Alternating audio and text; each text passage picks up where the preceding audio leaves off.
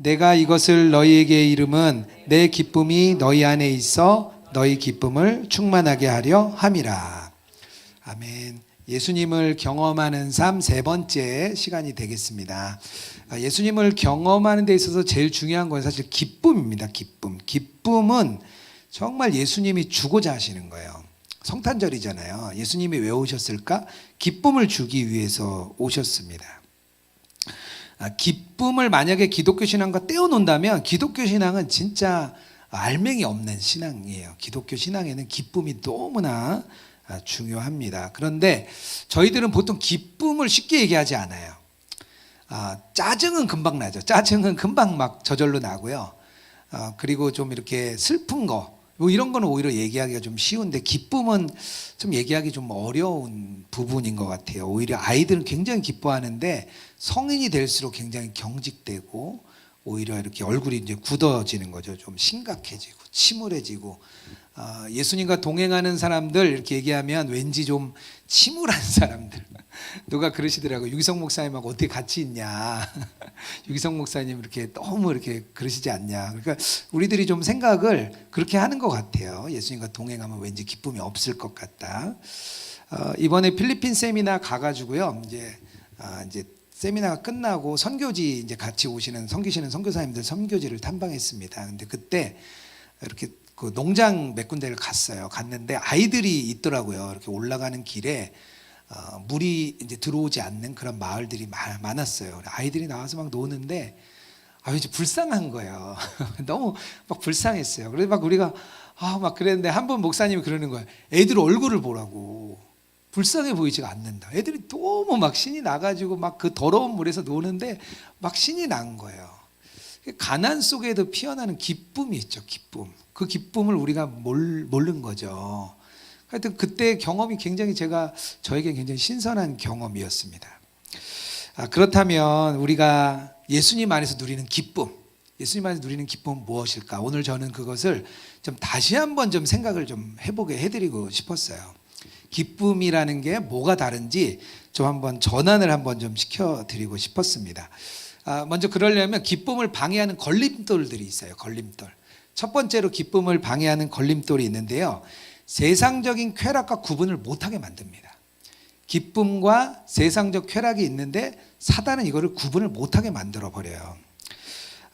우리가 자꾸 즐거움을 추구하도록 우리를 자꾸 부추깁니다. 그리고 세상의 문화 속에서 즐거움을 추구하게 하는, 쾌락을 추구하는 것 중에 하나가 행복 추구예요. 행복 추구. 행복을 추구하라고 계속해서 이야기합니다. 워라벨이라는 게 벌써 몇 년 전부터 계속 이어졌죠. 우리의 시간, 직장에서 시간 뺏기면 안 된다. 이렇게 보통 이야기들 합니다. 자기 시간을 엄청 중요하게 만들어요. 왜냐하면 행복의 시간이 포함되어 있으니까 그것을 지키라고 많이 이야기를 하거든요. 그런데 우리가 좀 깊이 생각해 봐야 될 것 중에 하나가 이런 게 있어요. 우리가 도대체 이런 것도 어디서 배웠냐는 거죠. 우리가 먹어야 되는 것을 도대체 어디서 배우고 있고 또 우리가 어떤 외모를 가져야 되는지 이런 기준이 어디서 오는 것이며 우리가 어떤 집을 갖고 어떤 차를 찰 때 어떤 기준에 의해서 우리가 그것을 고르냐는 거죠.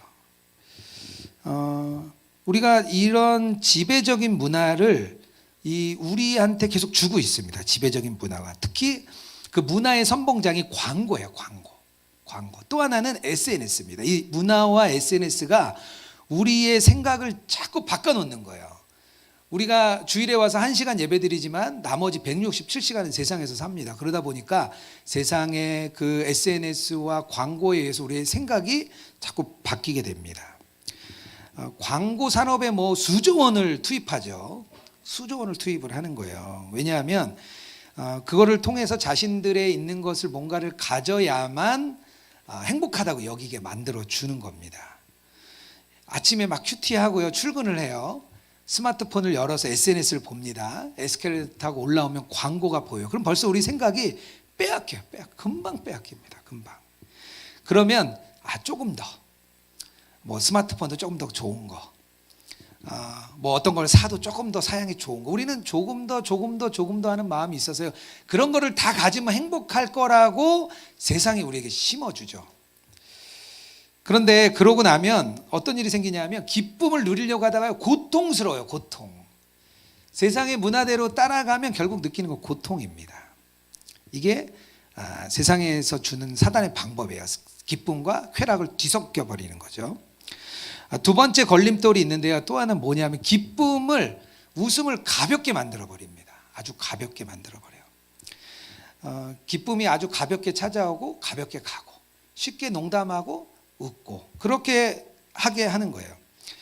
왜냐하면 사단이 그렇게 조장하는 거예요. 조장을 계속 우리를 조장을 합니다. 스크루테이프의 편지라는 책이 있습니다. C.S. 루이스가 쓴 편지인데요. 이 내용은 고참 악마가 신참 악마 스크루테이프에게 사람을 어떻게 조종해야 되는지 그런 내용이에요. 되게 재밌어요. 네. 거기서 이런 이야기가 나와요. 제가 좀 같이 좀 띄워놨습니다. 하지만 뭐니 해도 최고로 좋은 건 가벼움이야. 무엇보다 경제적이거든. 이런 인간들은 마치 미덕이 우스운 것인 양 떠들도록 훈련시킬 수 있지. 이런 상태를 오래 끌 수만 있다면 가벼움이 습관이 굳어져서 마치 갑옷처럼 인간의 온몸을 둘러싸게 된다. 내가 하는 한 이건 그러니까 원수 하나님을 말합니다. 원수의 공격을 막아내기에 최고로 좋은 철갑이야. 더구나 가벼움은 다른 웃음의 근원들과 달리 위험 요소가 전혀 없지. 기쁨과 한참 떨어져 있는 데다가 지성의 나를 벼리는 대신 무디게 만들고 그렇다고 함께 웃는 사람들 사이에 애정을 만들어 주는 것도 아니거든. 책에서 그렇게 이야기를 하더라고요. 가벼운 농담을 주고받는 것들이 결국에는 진정한 기쁨을 빼앗는 하나의 사단의 전략입니다. 그래서 말을 가볍게 여기다가 실족하는 사례가 굉장히 많습니다. 그렇다면 진정한 기쁨은 무엇일까요? 우리가 오늘 알아보려고 하는 진정한 기쁨이죠. 진정한 기쁨은 성경에서는요, 이 기쁨을 그냥 단어로 joy, enjoy 이렇게 단어를 이야기하지 않고요, 어떤 상황을 얘기합니다. 상황 속에서 누리는 기쁨을 이야기해요. 예수님이 태어날 때 동방박사들이 별을 보고 따라가잖아요. 별을 보고 탁 따라가가지고 예수님을 발견하는 그 순간 엄청난 기쁨을 누립니다. 마태복음 2장 10절이에요. 그들이 별을 보고 매우 크게 기뻐하고 기뻐하더라. 그들이 너무 기뻐한 거예요. 세례 요한이 예수님이 이렇게 오시는 모습을 보고 또 기뻐하는 장면이 나옵니다. 요한복음 3장 29절이에요. 신부를 취하는 자는 신랑이나 서서 신랑의 음성을 듣는 친구가 크게 기뻐하나니 나는 이러한 기쁨으로 충만하였노라. 기쁨이 충만했다는 거예요. 예수님을 만나니까. 결국 기쁨이라는 단어는요, 뭔가 우리가 갈망했던 어떤 걸 이렇게 딱 만날 때 느끼는 강한 만족감입니다. 다시 말하면 어떤 갈망이 내가 이루어질 때 흡족하고 행복하고 그런 것을 이렇게 표현할 때 그것을 기쁨이라고 표현을 합니다.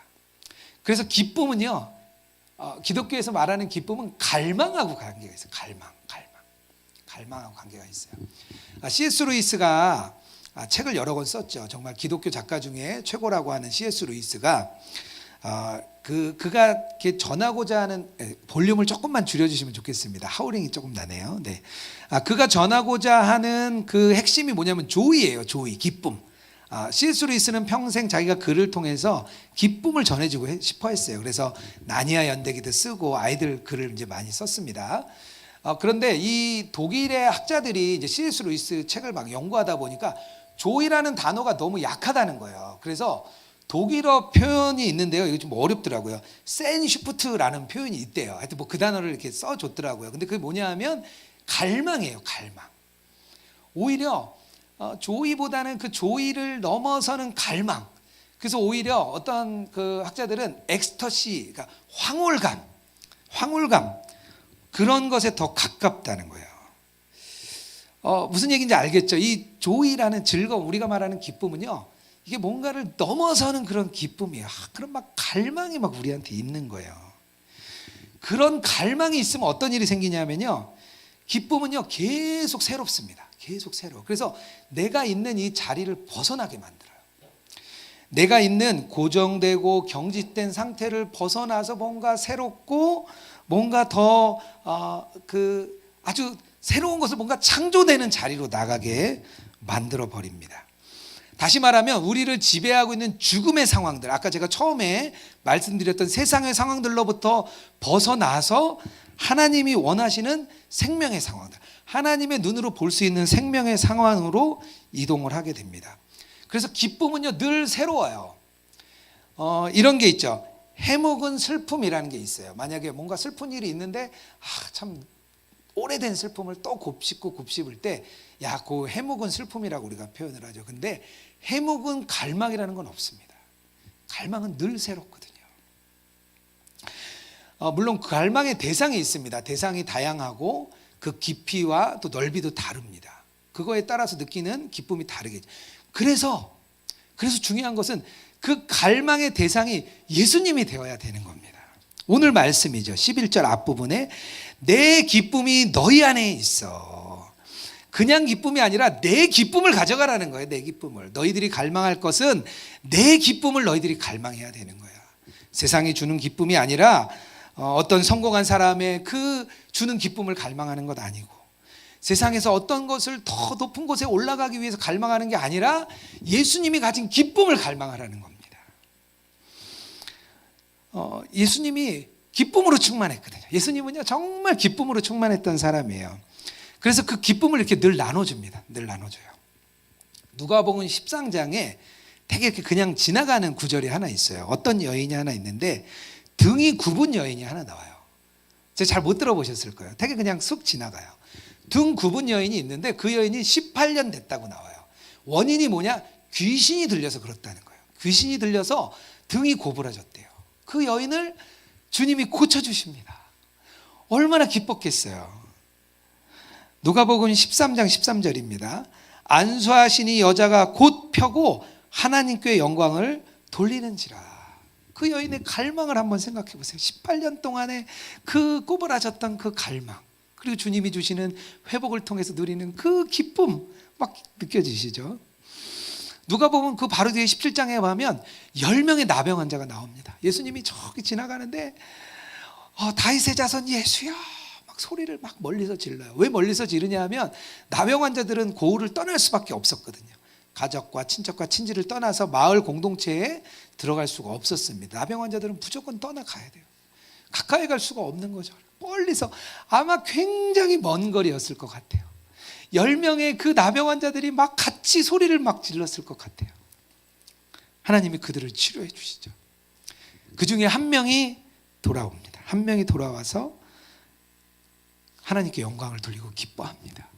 17장에 나와요. 누가복음. 그 갈망이 느껴지시죠? 그 갈망 뒤에 누리는 기쁨입니다. 많은 사람들이 예수님께 나오고 치유를 얻고 회복을 얻고 그 갈망을 통해서 기쁨을 누렸습니다.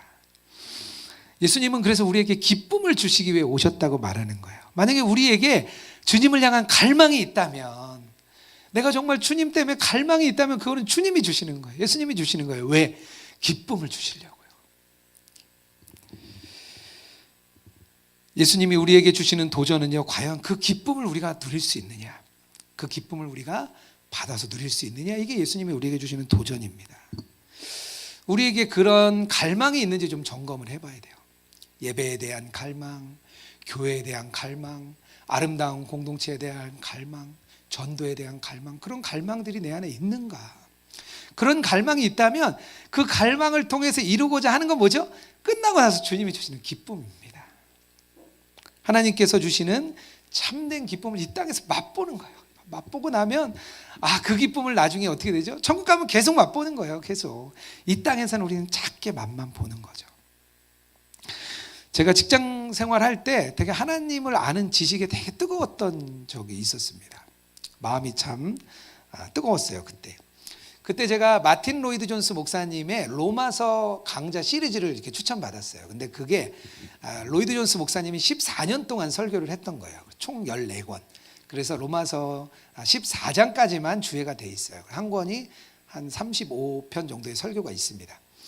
그래서 직장 생활하는데 책 읽기가 어렵잖아요. 그래서 밤에 그냥 하루에 한 편씩 꼭 읽자, 그런 마음으로 하루에 하나씩 읽었어요. 근데 뭐 한 달이니까 한 권을 읽으려면 그래도 조금 더 읽어야 되더라고요. 어떤 날은 2권도 읽고 3편도 읽고 막 하루에 이렇게 계속 읽었습니다. 근데 읽으면 읽을수록 어떤 마음이 들었냐면 뭔가 이게 다 읽혀지고 이 14권의 책이 다 끝나면 제 안에 뭔가 막 이루어질 것 같은 거예요. 막 그런 기대감이 있었어요. 막 제 안에 기대감이 있었습니다. 1년 동안 그 책을 다 읽었어요. 1년이 지나고 그 14권의 책을 다 읽는데 그 갈망이 진짜 막 뜨거웠다가 그걸 끝내고 나니까 너무 기쁜 거예요. 근데 너무 기뻤는데 바뀐 건 하나도 없었어요. 뭐 믿음이 자란 것도 아니고 그렇다고 내 삶이 막 변화돼가지고 막 직장에서 승리하고 막 그런 것도 아니었어요.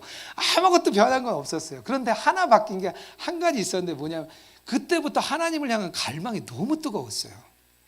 저는 지금도 그냥 제가 늘 기도하는 거, 하나님 그때 제가 경험했던 그 갈망을 제가 끊이지 않기 원합니다. 제가 막 능력 있는 종도 되고 막 기도하면 막 치유도 되고 막 그러면 좋죠. 근데 그럴 것 같진 않아요. 그래서 제가 하나 기도하는 건 그냥 그때 그 느꼈던 그 갈망, 그거는 주님 내가 정말 놓치고 싶지 않습니다. 그 갈망을 달라고 제가 계속 기도를 합니다. 왜냐하면 그 갈망이 끝났을 때 느꼈던 기쁨이 있거든요. 그걸 제가 경험했거든요. 기쁨이란 세상과 다르게 그것만은 추구할 수 없어요. 기쁨만 추구할 수 없습니다. 그리스도인의 기쁨은요, 부산물이에요. 부산물. 하나님을 향한 갈망으로부터 오는 부산물이에요. 예배에 대한 갈망으로부터 오는 부산물이에요. 교회에 대한 갈망으로부터 오는 부산물이에요. 교회를 사랑하고 갈망하면 그것 때문에 기쁨이 오게 됩니다. 예수님이 가진 그 기쁨, 예수님의 그 기쁨을 우리가 갈망하는 마음이 생겼다면 기쁨이 곧 주어질 겁니다. 그날을 우리가 기대하면서 가는 겁니다. 그게 주님이 주시는 첫 번째 기쁨입니다. 또 하나의 기쁨의 특징이 있는데요, 그리스도인의 기쁨의 특징이 또 하나는 뭐냐면 고난 중에도 경험할 수 있습니다. 고난 중에도. 그래서 예수님의 기쁨이 세상의 기쁨과 다르죠. 고난 중에도 기쁨을 경험하니까요. 기쁨은 고통과 슬픔과 단절되어 있는 게 아니라 그런 어려운 고통과 고난 속에 그대로 있는데도 기쁨을 경험할 수가 있습니다. 그래서 기쁨이요, 그냥 무거운 짐에서 그냥 잠깐 해방되거나 그런 게 아니라는 거예요. 예능 프로를 보고 잠깐 기쁘고, 영화를 보고 잠깐 기쁘고, 뭔가 기쁨을 통해서 나의 어려움을 회피하거나 도망하는 그런 자리가 아닙니다. 도피처가 아니라는 거예요. 기쁨은 절대 도피처가 아닙니다. 예수님의 기쁨은요, 영적인 차원이 있어요. 하나님의 영적인 그냥 선물이에요. 선물. 그래서 삶이 고달프고 고통스러운 게 한결같은데도 기쁨이 있는 거죠. 슬픔과 고통과 아픔이 있는데 그래도 기쁨을 경험할 수가 있습니다. 오늘 말씀이 그 말씀이에요. 내 기쁨이 너희 안에 있어 너희 기쁨이 충만하게 하려 함이라. 이 말씀은 뭐냐면 그 앞에 15장 4절 5절에 그 말씀이 있잖아요. 내가 너희와 함께한다. 그리고 내가 너희와 함께하니까 너희가 그 기쁨을 영원히 누릴 수 있는 거야. 이 공존, 고통과 고난과 기쁨의 공존이 세상 사람들은 이해가 안 가요. 이해가. 근데 이게 그리스도에는 가능합니다. 어거스틴이라는 신학자가 있습니다. 5세기 목사님이세요. 그분이 하여튼 한국 이 전체 개신교의 신학을 완성하신 그런 분이세요. 근데 이분이 처음에는 다른 곳에서 기쁨을 찾기 위해 많이 이렇게 돌아다녔어요. 그래서 이렇게 세상 방식의 환락가도 가고 뭐 게임하는 데도 가고 노름하는 데도 가고 또 창녀 집에도 가고 막 그래요. 그리고 혼의 자식도 낳을 정도로 아주 방탕한 삶을 살았습니다. 그런데 그가 나중에 회심을 합니다. 그리고 그가 기쁨에 대해 이렇게 써요. 한번 제가 읽어볼게요. 오 주님, 제가 무슨 기쁨을 느끼든지 그것이 나를 진정 행복하게 해줄 것으로 생각하지 말게 하소서. 당신 자신이 나의 기쁨입니다. 행복은 곧 당신 안에서, 그리고 당신을 위하여, 그리고 당신 때문에 기뻐하는 것입니다. 많은 이들이 다른 곳에서 기쁨을 찾지만 그런 것은 참 기쁨이 아닙니다. 이 얘기는 뭐냐면 하나님이 기쁨의 근원이신데, 하나님의 기쁨이 근원이시기 때문에 고통과 고난이 있을 때 기쁨이 그대로 있는 겁니다. 만약에 하나님 그 기쁨이 없다면, 고난과 고통 중에 기쁨이 없다면 하나님의 근원이 바뀌신 거죠. 근데 하나님은 기쁨도 있고 고통도 있고 고난 다 가지고 계신 하나님의 그런 근원을 가지고 계시거든요. 그래서 우리가 병들거나 건강할 때도 기쁨이 있고, 성공할 때도 기쁨이 있고, 슬플 때도, 실패할 때도 기쁨이 있는 거예요. 그게 다 공존할 수 있는 게 그리스도인의 영적인 선물입니다. 저희 아버님이 한 15년, 16년 전에 돌아가셨어요. 근데 그때 돌아가셨을 때 암으로 돌아가셨는데 1년 8개월 정도 투병 생활을 좀 하셨습니다. 몇 번의 죽음의 얘기를 많이 겪으시고 넘기셨습니다. 그래서 저도 직장 생활 하다가 임종 때문에 몇 번을 왔다 갔다 하기도 했습니다. 그런데 그때 1년 8개월을 생각하면 우리 가정이 어렵고 힘들기만 했어야 되는데, 돌아보면 감사도 있고 사랑도 있고 기쁨도 있고, 주변에서 얼마나 사랑을 많이 받았는지 너무 기쁨도 많았습니다. 앞에 길은 의사 선생님께서 얼마 남지 않았다, 우리가 보기에도 생명이 얼마 남지 않았다는 걸 알았는데도 불구하고 우리가 그런 기쁨이 있었습니다.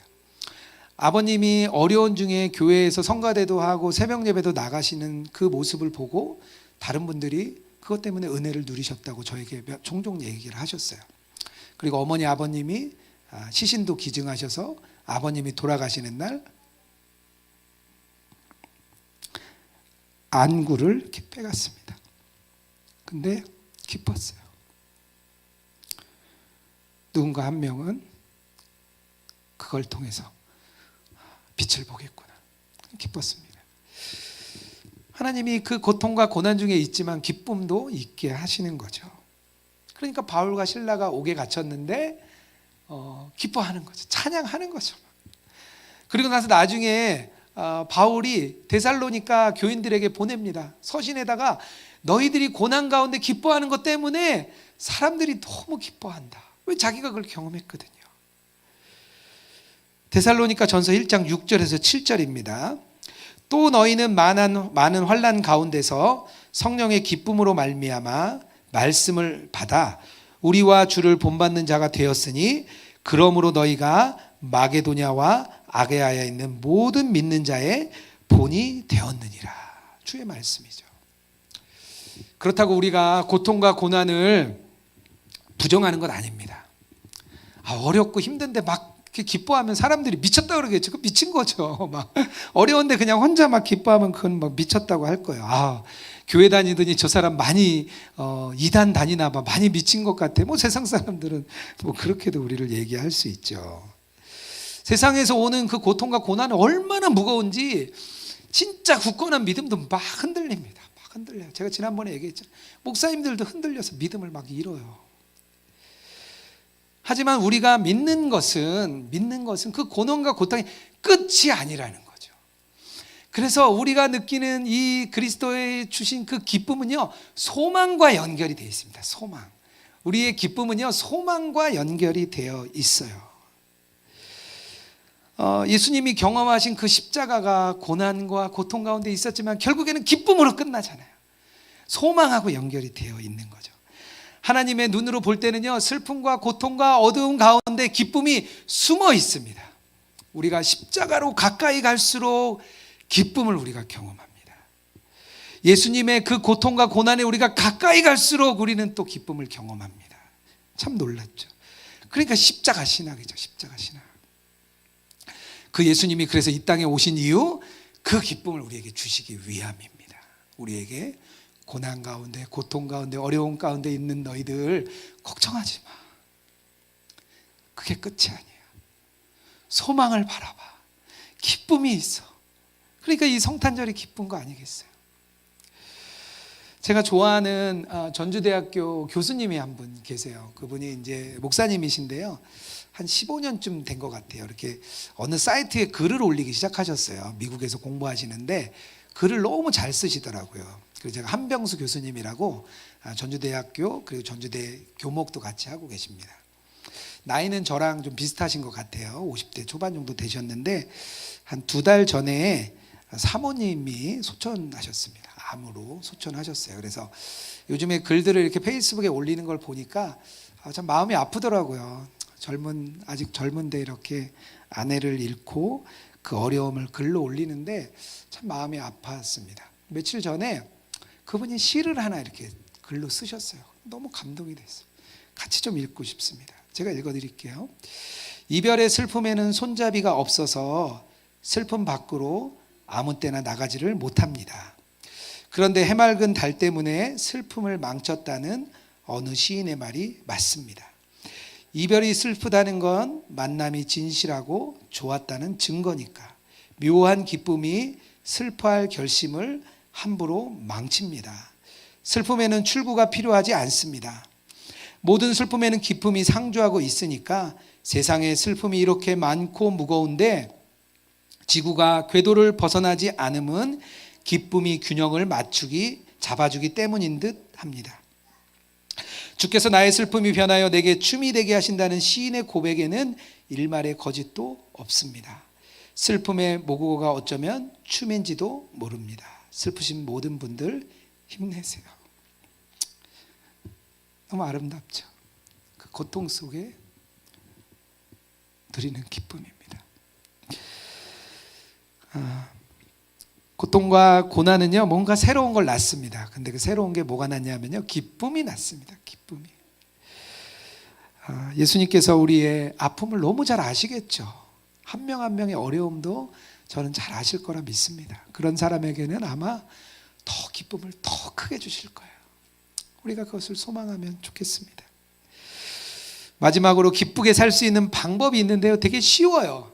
되게 쉬워요. 제가 요즘 이거 잘해요. 그냥 기쁨을 많이 드러내는 거예요. 드러내는 거. 한국 표현으로 이런 표현이 있어요. 경축하다.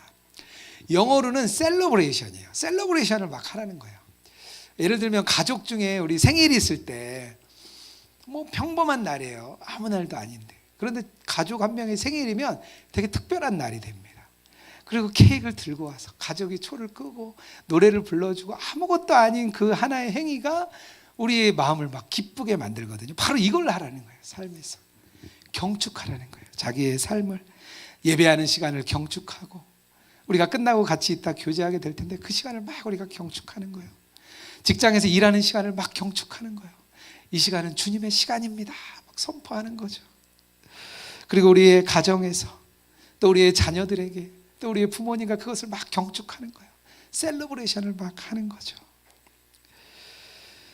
그것이 뭐 금방 바뀌는 건 아니에요. 그런데 그냥 우리는 선포하는 거죠. 이 자리는 주님의 자리입니다. 이 기쁨은 주님의 기쁨입니다. 오늘 내가 경축하는 것은 주님이 지금 나와 함께 하신다는 고백입니다. 예수님 안에 그 기쁨을 경험하는 저와 여러분 되길 주님의 이름으로 축복합니다.